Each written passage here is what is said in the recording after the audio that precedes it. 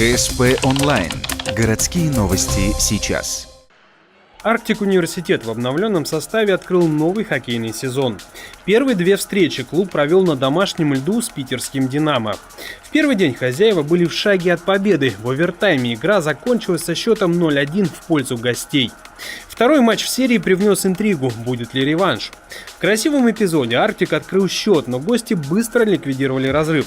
К концу второго периода «Динамо» уже прочно закрепилась в роли лидера со счетом на табло 1-6. Арктик без боя сдаваться тоже не захотел и в последней 20-минутке ответил сразу двумя заброшенными шайбами. Словом, сопротивлялись сильному сопернику достойно.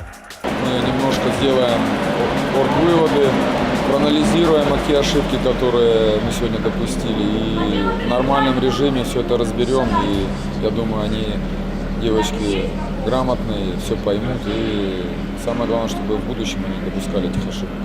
Важная деталь. 2 шайбы Арктика из 3 забила Диана Булатова, новый нападающий клуба. Она одна из тех, кто присоединился к команде в этом сезоне. На пополнение Арктик возлагает особенно большие надежды. И не мудрено. Диана – победитель Всемирной универсиады 2015, одна из сильнейших хоккеисток страны.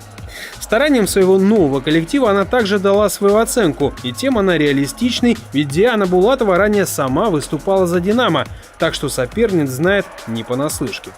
Я вчера сказала девочкам после игры, я благодарна им за такую самоотдачу на играх. Действительно, коллектив хороший, девочки бьются, они умнички. Команда «Динамо» с хорошей физикой, я считаю, что нам не хватило физики.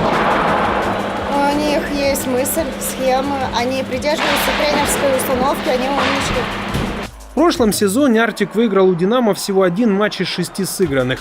Сейчас все ждали новой встречи, чтобы испытать на поле обновленный состав клуба и, возможно, взять реванш. На этот раз не удалось. Итог двухдневной встречи 0-1 и 3-7 в пользу гостей.